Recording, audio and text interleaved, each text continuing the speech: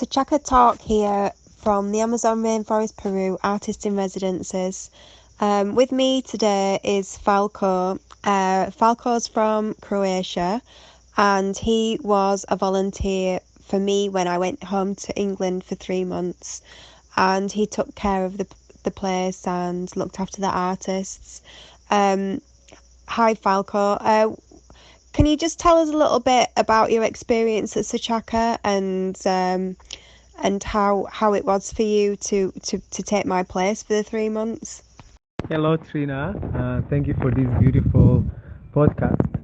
And I'm so honored and humbled to be part of your talks with the artist. And it's very special times we are living now. I'm so grateful for this new portal of new beginnings, I hope, and many good changes coming along. Yeah, I'm a traveler. I'm a nomad artist, I like to say. And this brings me to many different places, and I always work with two main energies, which is hope and trust. So when I came to Peru, my idea was like to be in the communities. My idea was like to be part of an art collective.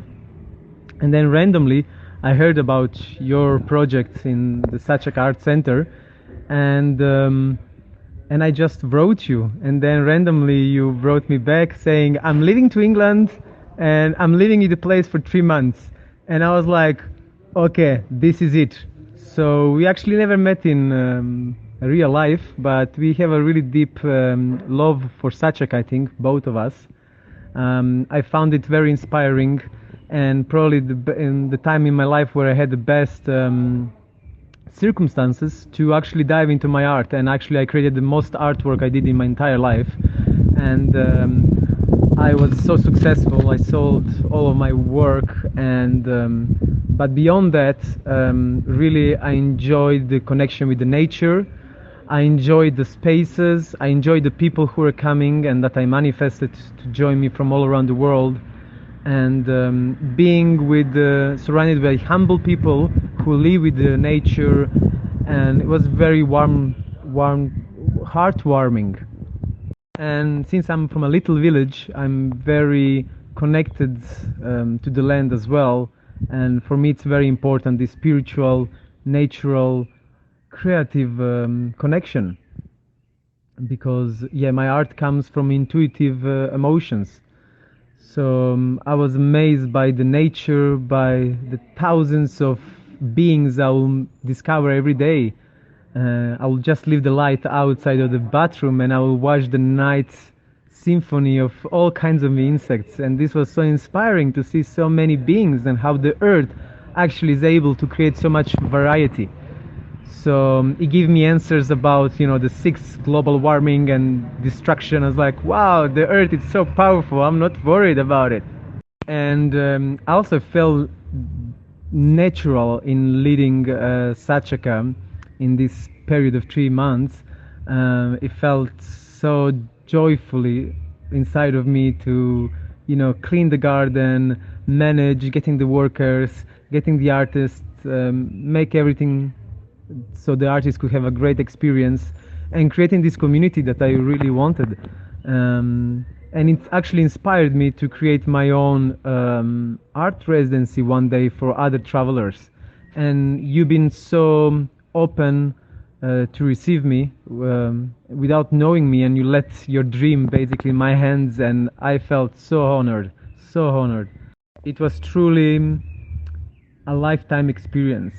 And one thing that I think is very special is the land itself. It's kind of secluded, it's kind of near the village, but it's secluded, and it gives you a sense like you're on another planet. And then you're coming down the hill like God's coming down to the little village, and you feel you're living in two alternative realities. And you kind of gather inspirations down by the river, you gather inspiration meeting the people, and then you go back up in your sky and you're just connecting to the higher frequency, and you're just like bringing it down to the canvas. For me, it was actually the first time living and sharing with other artists, which I did before with other people, many communities, but this time was special because it was artists, and we will share our practices together. So I think I evolved as well with my technique and my way of expression. I get lots of inputs, and this is actually like the true gift of being in a art residency. You can really push faster and more forward and deeper in your practice. So yeah, Sachaqa is deeply inside my DNA. It was like a manifestation of my dreams. The reason why I trusted you so much is because I felt like universe had brought you to Sachaqa. Like I'm just trusting in the universe so much, and so when everything becomes a coincidence and it's not forced, I'm just going with that, you know. And I just felt like you had really open and beautiful energy, and yeah, and I just like your fun aspect. You just seemed like such fun, and I just thought it'd be so lovely to bring in my replacement that kind of fun to Sachaqa. So what I want to talk to you about, and I know that you're an amazing painter, and I love your artwork that you're expressing right now. But what I really, really love is your Instagram nude photos in nature. I absolutely love them because I just feel like they're so powerful, and that you also show your vulnerability in those photographs. And I just wondered what those photographs mean to you as an artist. Yeah, thank you so much. Yeah, I think I'm the same as a nomad traveler. I'm just like following the signs from the universe. Like this is a pilgrimage for me. So I'm like trusting fully the universe that will provide for me and bring me to the right places. So I believe I'm all the time in the right place, all the time, because this is when you give your life to the universe, to something mystery behind all of this reality. I feel much powerful and stronger. Since early age, regarding talking about the naked pictures and with the nature, I think from early age I loved being nude. It was my state of being, and I found it beautiful to dress up and like playing with the archetypes. But then after you drop all the clothes, who you are, this is like my natural state. I didn't like shoes and always had like an issue wearing shoes. My father still today asks me if I bought the shoes. It's just like something inside of me that I cannot even express, like the depth of the reason why I like to be nude. I like to desexualize the body, and I love to bring us back to the primal, kind of more connected to the nature, feeling with whole your body the breeze of the wind, feeling the water, the touch of the land, the ground, the different textures of the ground. So just being one with nature, because often like clothing, it means like a status, how much you have and what kind of clothes you have and what you want to be. You want to be funky and crazy and flamboyant, and it's all great. But I was like, can we be naked? I feel so healthy when I'm with other people and we are all naked, just chatting by the river or in the nature. So it comes natural. It's kind of sense of liberation. As the first time you go for a dancing, and it's not a dancing that needs to follow any set movements. It's just your liberated dance. So liberated sound, liberated dance, liberated body, liberated mind, and liberated spirit. So yeah, I want to inspire this with my pictures. And also regarding this, it comes like the time of aging, how we as a society embrace the aging. We have like all this liposuction and operations, like to look better than we do, but we actually look amazing. And then we gonna end up aging. So if you don't accept your body now, you're not gonna like it even more later. So for some people can be a liberation of accepting their body as it is and really honoring it and loving and giving the best nourishing food, the best landscapes to this body. Like massages, maybe loving. Sometimes you can kiss your body, love your body, move with your body, give him what he needs. So yes, and give him nice fresh sun to make your skin darker. I love sunbathing. I love it. I love your accent. Move with the body. It's really funny. I just think you're so light entertainment for me. And yeah, and I really get that in your photos. You can tell that they come from a really, really deep place. And it's really hard to get good photography, that the photographer is, you know, really capturing something special. So congratulations with those. And, you know, definitely if you ever get the chance to make an exhibition of that work, that would be really, really cool. I would look. I'm because I'm aging. I'm 42 now, and obviously I've had two children, and it just seems to me that men usually like these women that are, you know, a lot younger, 20 or 30. But I'm just coming to terms with who I am. You know, like as a older woman, I love myself. You know, how many women when they're 20 or 30 really, really love themselves, you know, and I think that is the key, you know, loving yourself. And I think since I've come to that conclusion that I really love myself, something opened up inside of me and really blossomed. So next time you come to Sachaqa, maybe we could do some naked photographs of me in the garden. I'd love that. I'd love to celebrate my body as it is, you know, and just, yeah, and I wanted you to do some naked shots in Sachaqa garden, actually. Can you tell us now a little bit about your painting and your painting in reference to what? Into the landscape, or where do your paintings come from? Do they come from inspiration from the natural environment, or where do you think your style is influenced? You didn't go to art school, did you? So, well, I presume, I don't think you did, but if you went to art school, I think you told me that you've only just started painting, and I just wondered, yeah, where are your influences? Well, definitely. I'll be honored to take pictures of you and do like a photo session of myself in the garden. I love that garden. So yes, regarding the painting, I think yeah, I started like 6 years ago, and for me it was like let's say a spiritual awakening. You can call it. It was really like a random day that everything happened, and I just discovered it inside of me, and it just came out. And I tell you, I didn't feel so joyful as that moment. I was like back to my childhood, and I was drawing for 8 hours, and then I looked in the paper, and I was like, wow, this just came out from me. So there was no pre-concept of what I'm gonna draw. It just happened, random, black pen on a white paper. So yeah, I'm a self-taught artist, and the journey basically showed me the power of the creativity that is inside of me. One basically one really powerful moment in my journey of creating art memory was the moment I was drawing, I think, for 9 hours, and I was in ecstasy, and then I realized, like, oh my, I was just doing dots. I was very inspired by the native tradition, like from Australia and New Zealand, where I lived at that moment. And I was doing dots for 9 hours, like doing a kind of landscape, a psychedelic landscape. And then with each dot, I was breathing.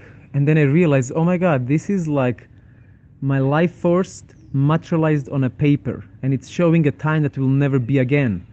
So it was like a manifest of time that will never be again. It was like, wow, I'm materializing my past, kind of, and my present. So this moment was like probably the most significant moment in my art journey. And then you also asked me about from where it's coming. I think my art is emotional art, because I feel like I'm in a container of memory. So I'm like collecting all these fragments of our current, collective consciousness, and just traveling around and absorbing, and then just comes a moment where I need to get everything out, and then I just start painting. I have no idea where I'm gonna go, what's gonna do, what I'm gonna be painting. it just came like a flow, like my life as a nomad. So I started recently discovering colors, and art is very intuitive and emotional, and it's kind of my outlet of all the things and memories I collected during my journeys. Sometimes I can go with months of not painting, and then I just exploded, and I just like transfer all this information on a canvas. I feel art paintings are like a flow of information that other people can absorb faster through watching them. So it awakens emotions and memories, and so I think it's a very powerful tool. And since I am a self-taught artist, I didn't care too much about the technique or anything. I was just like, I trust that whatever needs to come out from me, it will just come out. I trust I have everything I need, and I know the path is long, and so I'm not rushing to learn anything. I'm just waiting that things arises from life that is inside of me, and a life around me. This is also how it happened, how I started doing like acrylics. One day, one friend was cleaning his house and he found the canvas. And the next day, my two best friends in Australia, they just say, hey, we have a gift for you. We bought you acrylics and we got you brushes. And I'm like, this is funny. How random. And it's been maybe 3 or 4 years that people were telling me, start using acrylics, start using colors. And I've been telling them like, no, when life wants me to start using it, it will make it clear to me. And then this day arrived, and I smashed one painting in 9 hours, and the same day was sold. So random, like I don't have galleries, I don't have nothing set up. I'm just like moving around, and it's actually amazing how the mystery works, because I managed to sell all my artworks in most random, most magical ways. And this is another thing that really inspires me. It's like how life is supporting me through the most magical ways in this journey. Yeah, I'm very deeply influenced by the native people. I think the native people all around the world, because they were not going to the schools. They were just intuitively in touch with their spirits and the time. For me, breathing and doing like a little ritual before every painting, I'm invoking my own spirit to come and talk to me through my paintings. And because it's intuitive, I say it's like looking in the clouds. I'm painting and then I start to discover what is coming out. It's not like I have an idea of what I want to paint. I try this and I will get disappointed, but then when I trust my inner flow and I just flow, and then I'm like, wow, it's obvious, this is it in the painting. And then I see the bird, then I see the face, and then I start seeing things. It's, yeah, like a little children's play watching the clouds. It makes me really happy, like discovering what the canvas or my subconscious wants to communicate with me, what energy is coming out. There is one moment, really very powerful moment for me. It was, I just started painting maybe 4 months before moving to New Zealand. I was in Australia and then I moved to New Zealand. And when I came to New Zealand, maybe a few months after, I went to a museum in Auckland, and there was like the exhibition of the native Australian First Nation people. And I went through the museum and every painting was amazing. It was like so interesting, like the dots, the lines. And then I came in front of the last piece, which was a huge amount, a huge canvas. And from distance, it looked like many lines, one way, the other way, and the whole painting looking like it's made of lines. And when I come closer, I realize it's lines, but made of dots. And I just get down on my knees and I start crying. I will start vibrating and shaking, and I was like, oh my God, this is someone's life on canvas. This is someone's time. It's a past. It's from the past. Yeah, that was the moment I choose, like, I'm walking this walk of the artist. I'm going for it. Well, what I tell you, um, I'm really inspired by the way like a person was born in one place, and then goes to another location, and then it materializes the dream. And you brought, I think, with your work, with your life, with your persistence, with your talents, with your art, and power, you brought something so tangible for the whole of the community, because when you come in the village, you brought something, an extra quality, an extra value to the village that is like the remaining of the murals. And it's so special that there is like artists coming in a small place, where if this was in a big city or somewhere, it will not be so special. But there, it's like a value, a huge value for the people. And it's a quality tourism and a quality exchange of communication between us and the community. And I think you created a beautiful spaces, which is like, organic. It's very organic, and this is what I love. It's very simplistic and minimalistic, and this is what I'm looking always. And when I think about my experience in Sachaqa, I think the best one will be connecting with myself on a deeper level, and even maybe embracing death and life, because I have like a death experience there with the wasp. But I was like, you know what? It needs to happen one day. So in the jungle, it's so alive. Everything gives you life and everything tries to kill you in the same time. And it's beautiful. It's like why we are here, and I see this like birth and death. They're not two separate things just because we name it in a different, with a different word. But it's a continuous flow. As we come in, we go out from this dream. So yeah, for me was connecting on a deeper level with myself. Yeah, definitely. And I congratulate you knowing the challenges that is to make a step like you did to bring art and art residence and community in the Amazonian forest. It was not an easy task, I believe, because I saw even just walking up the hill and with having kids and not, like modern things.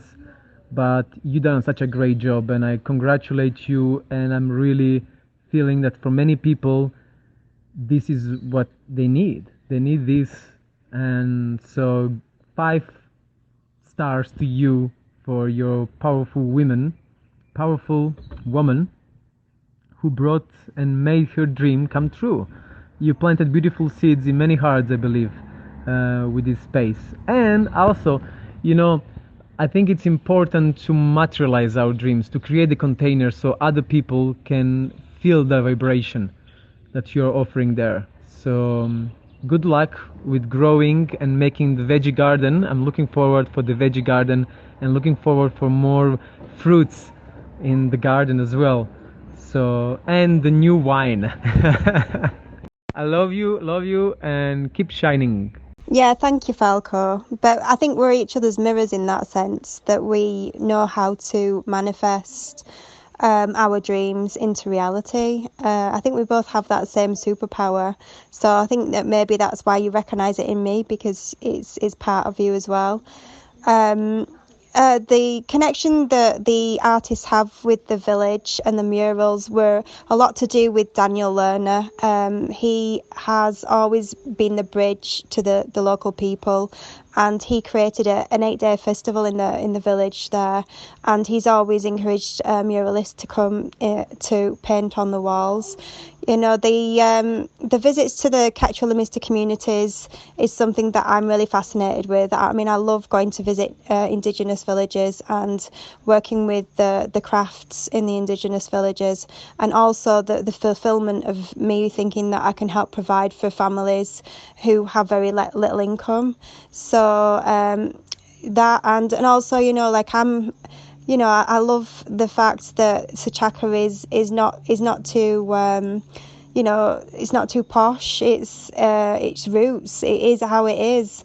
You know, I mean, we're pretty protected here because people don't think that we're really, you know, rich Westerners living here, that we're all very living even more humbly sometimes than local people, because we're living in the traditional Parma houses and with the earth walls and things like that. And you know, and for me, I like to live in an environment like this. And yeah, I did carry the bags up the hill and I carry the kids up the hill, but then it's better than going to the gym, isn't it? I mean, it just keeps you fit and it keeps you alive. And yeah, I mean, that point where you know, you have to be careful and you have to live minimally because you're also living in an ecosystem, that you know, that you are in contact with nature every single day. There's always something that's living in the house, and you get to know the little friends in the garden. And that for me is why I feel at home in this environment. You know, I don't really have fear so much, only for my children, I guess. But they are having such an amazing upbringing in this environment, in a village and in a community, and that's what Indigenous is to me, and that's what I'm looking for, to find that in our Indigenous roots. So we have that in common as well, you know, the quest to look back into Indigenous culture through art. You know, that I think it's just gold dust right now. It's gold dust, and they're not teaching that in art schools. So you know, there's a lot of people, self-taught artists that come to Sachaqa who are also on the same quest, and you know, there's no relevance for it in art schools, unfortunately. I mean, obviously the art school system brings something to the table, and it's important to go to art school, but it's not essential, not if you travel the world and you look at all the art galleries around the world and you keep exploring that, you know. And you know, visionary artists, or the artists that seem to come to Sachaqa, are more influenced by Indigenous work anyway, and searching into that. And yeah, and the power of Indigenous art, and you know, and how that connects us back to the land, which goes back into sustainable art. So yeah, it was amazing that you found your way here at the right time when I just needed you. And I'll be going to do a plant diet when the coronavirus is over, and I have saved up a bit of money to invest back into myself, because the last theatre I did, like I said, gave me that self-worth. And if you could be looking after the art centre, then I know that the art centre is in really safe hands. And yeah, so thanks so much for all your help, and lots of love to you on your path. And thanks for bringing joy to my life on Facebook every day. I really, really laugh out loud at some of your posts. And just like the naked photographs, they bring a lot of joy to me as well, because it speaks to me on a lot of different levels. And there's not that many things on Instagram that really speaks to you on many different levels. And I like those layers and depths and depth in art, you know, where you're not just looking at, you're not just seeing it from one level, you're seeing it from all the different dimensions, you know. And I think we both work on that, you know, that we're not just on one plane, where, you know, there's layers and layers and layers of meaning to everything. And yeah, and that tickles my my little creative brain there. And yeah, I love your brother. And yeah, and it'd be nice to meet you one day. So thanks for these conversations, and that was an amazing podcast. I'm sure artists are going to get so much out of that. Thank you so much for this chance to share my thoughts and feelings.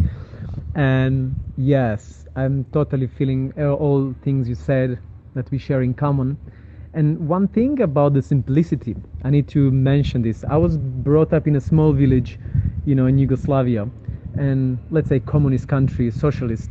And there was no many options. You could just choose between two things, you know, two kinds of chocolates, two kinds of shoes. And I found like today, where we have so many choices, I just cannot choose anything. It's like too many choices, too much comfort. And I just love simplicity, you know. I'm just thinking like to buy shoes. I need to choose between 3,000 different styles of shoes, different prices, different options. I was like, oh my god, I cannot, and I don't buy it. I just wait life to bring me actually in front of the shoes. So I really rejoice of the simplicity of having less choices, and this is very important for me. So yeah, I love Sachaqa also for this simplicity. Keep it up like this way, humble, simple. Yeah, it's a really unique experience. And then after you can appreciate more of maybe your home when you go back, of hot showers, whatever. I love cold showers. And then I wanted to also something that came out to me. It's like the feminine power within all of us. So the intuitive flow. So let's cherish our intuitive flow inside of us and trusting that intuitive flow. We don't need to always put our mind in front and trying to understand and work it out, and just keep the flow, the intuitive, beautiful, feminine flow. Anyway, thank you so much for this, and blessings, and may everything grow even more beautiful, and may this portal of coronavirus bring us all closer to within us, closer to us, and may we shine and bring the seeds out to the world. Love, love, love. By the way, it's so funny, but I'm very intuitive in drawing, and I'm just realizing that something that people told me. This painting with the woman, the red hair, that's you, and I didn't even notice it till a person who is like the woman. Oh my God, the indigenous woman. I forget her name. Oh my God. Yeah, she told me this is Trina. And then some other people who knew you just told me like this is Trina, and I forget to tell you this is you, by the way, with probably your 2 kids. I don't know, but there is a snake power, and I didn't know what I'm. Yeah. Anyway, this is you. Yeah, maybe that's why I love your naked shots so much, because there is I was trying to find me underneath the clothes, in that painting. I was exploring who I was again, without all the masks, as a mother, as somebody who's working in the residency, I just wanted to see myself as a woman again, as a woman who's connected to universe and connected to the garden, and that belongs in that place. So, and I was also exploring my body as well, again, after having had children, and to come to terms with it, because there's a point where you stop looking at your body when you're a mother, and so it was kind of my way of getting back to being me, through the naked body, in the same sense that you do that. I think you're getting back to who you are underneath all the layers. So yeah, I never ever saw that. So that's amazing to see that coincidence within our work. Anyway, Falco, I'm going to wrap it up there. Thank you so much. I'm going to leave Falco's details at the end of this podcast, and you can find Falco easily. Thanks very much, and let's stay in touch.